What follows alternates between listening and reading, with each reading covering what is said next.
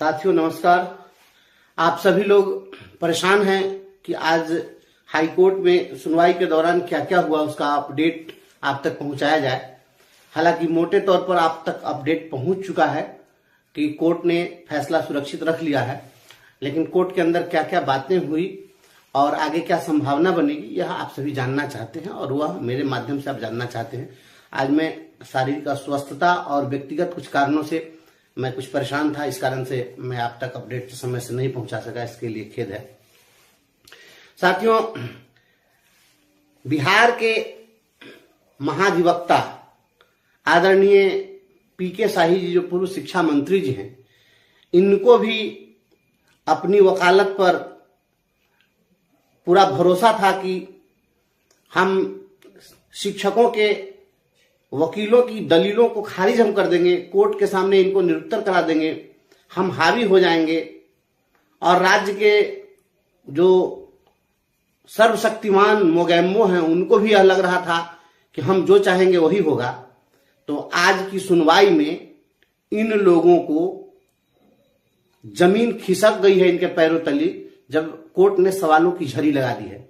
जो सवाल मैं बार बार पूछता रहा हूं और जिन सवालों से सरकार को हम हमेशा घेरते रहे हैं, आज वही सवाल कोर्ट ने इनसे पूछा है। और सबसे खुशी की बात यह है कि आज कोर्ट बैठने के साथ ही शिक्षकों के अन्य केसेस में अपीयर होने वाले अधिवक्ताओं को कुछ भी नहीं सुना। कोर्ट कहा कि अब मुझे कुछ भी सुनने की जरूरत नहीं है, हम सारी बात समझ चुके हुए हैं, इसलिए हमको अब महाधिवक्ता महोदय से सवाल करने दीजिए।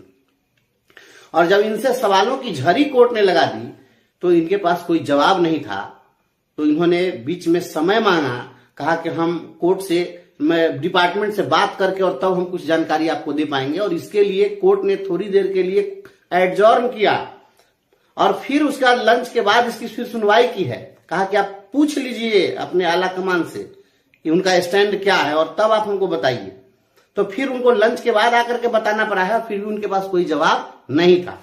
सबसे अहम सवाल था कि क्या एक ही स्कूल में एक विद्यालय अध्यापक, एक 94 बैच का टीचर, एक 99 बैच का टीचर, एक नियोजित शिक्षक, अब एक विशिष्ट शिक्षक, ये कितने तरह का शिक्षक रहेगा? ये सवाल कोर्ट ने पीके शाही से जब किया तो इनके पास में कोई जवाब नहीं था कि स्कूल एक ही है और कितने तरह के शिक्षक रहेंगे और ये क्या इसका मकसद क्या है, कोई जवाब नहीं था इनके पास में।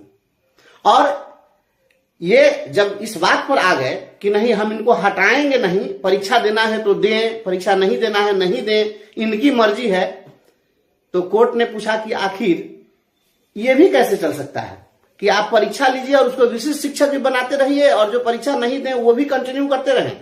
ये पैरेलल व्यवस्था, ये समानांतर व्यवस्था, ये सिमुल्टेनियस व्यवस्था या एक साथ कैसे चल सकती है, इसका भी कोई ठोस जवाब उनके पास नहीं था। कोर्ट ने पूछा, जो मैं बहुत पहले से मैं उठाता रहा हूं इस बात को, कि आप प्रोन्नति नहीं देना चाहते हैं। प्रोन्नति का मकसद क्या होता है?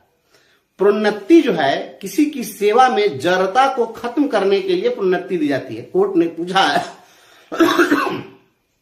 कि आप बताइए कि कोई 20 साल से काम कर रहा है और आप उसको प्रमोशन नहीं दे रहे हैं और अब आप विशिष्ट शिक्षक नियमावली लाके उसके प्रमोशनल एवेन्यू को खत्म कर रहे हैं, तो यह तो उसके सेवा में एक स्टेगनेंसी आ जाएगी, ये तो एक स्थिरता, एक जड़ता की स्थिति आ जाएगी। कोई जवाब इनके पास में नहीं था। उसके बाद में कहा कि आप इनको बताइए कि जहां पर ये हैं, जब वहीं पर रिक्ति है तो फिर इनको आप दूसरे जगह क्यों भेजना चाहते हैं? कोई जवाब नहीं। परीक्षा देना है तो दें, नहीं देना है तो रहें। अरे ये कौन सा जवाब है? तो जो जो सवाल हम लोग पहले से पूछते रहे हैं ये भी स्पष्ट नहीं कर सके हैं कि ये जो विशिष्ट शिक्षक की जो परीक्षा हो रही है या फ्रेश बहाली है या प्रमोशनल है, या कुछ भी नहीं बता सके। तो कोर्ट ने बहुत गंभीरता से सारी बातों को ले लिया है और अपना फैसला सुरक्षित रख लिया है।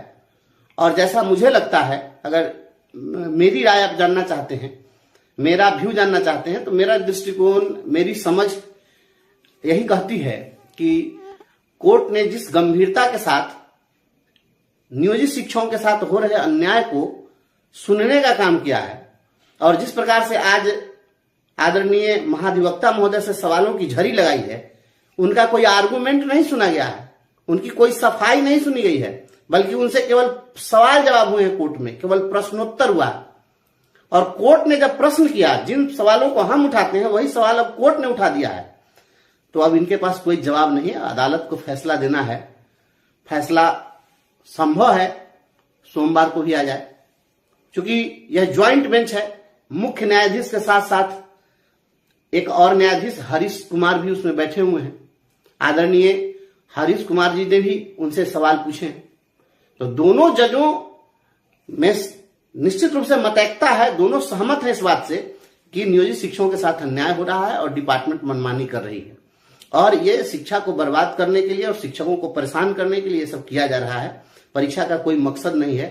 सभी बातों पर कोर्ट ने संज्ञान ले लिया है, और सोमवार को मुझे लगता है कि बीच में जो 2 दिन शनिवार रविवार की छुट्टी है, अब ये तो उनके ऊपर डिपेंड करता है। अगर हम लोग यह एक्सपेक्ट कर सकते हैं कि हो सकता है अगर न्यायालय चाहे तो सोमवार को फैसला दे, या नहीं तो होली के बाद भी फैसला आ सकता है। फैसला हालांकि अभी तक जो मुख्य न्यायाधीश महोदय का अभी तक का जो रहा है, बहुत लंबे समय तक यह फाइल को नहीं रखते हैं, ऑर्डर रिजर्व में नहीं रखते हैं। जो भी ऑर्डर जजमेंट जो आना है वह बहुत जल्द ही आएगा, और जल्द आने के साथ ही मोगैम्बो का जो ये तमाशा है और कुचक्र है यह समाप्त होगा। मैं फिर आज आपसे यही कहना चाहता हूं, आप धैर्य बनाए रखिए।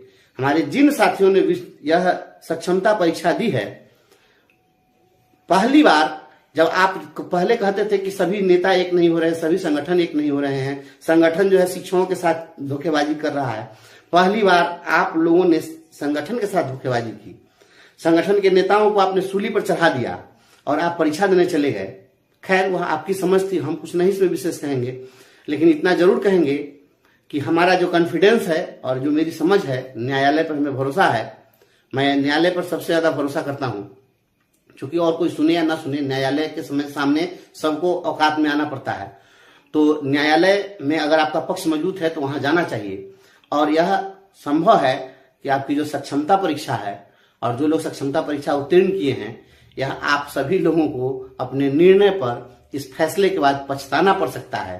क्योंकि फिर मैं इसी बात को दोहराते हुए बात को समाप्त करता हूं, जिस दिन फैसला आएगा संविधान जीतेगा, मोगैम्बो हारेगा।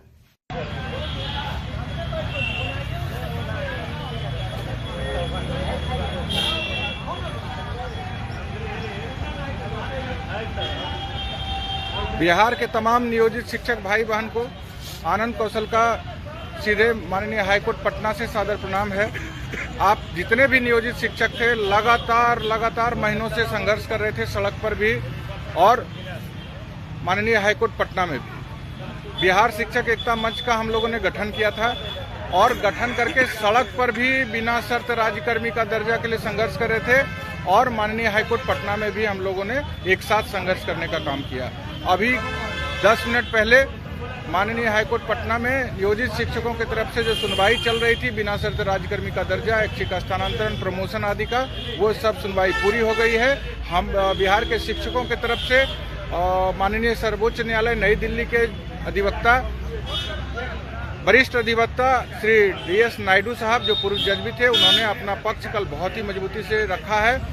अभी के जो माननीय चीफ जस्टिस हैं, आप सब लोग जान लीजिए, जितने भी नियोजित शिक्षक भाई बहन हैं, वह सिर्फ लॉ पर, रूल पे जो बातें रखी जाती है उसको गंभीरता से सुनते हैं। तो हम लोगों का जो प्रयास था कि बिल्कुल हमारी मांग कैसे लॉ के तहत जायज है, उसी तरह से अपने माननीय सर्वोच्च न्यायालय के अधिवक्ता नायडू साहब के द्वारा रखवाने का हम लोगों ने काम किया।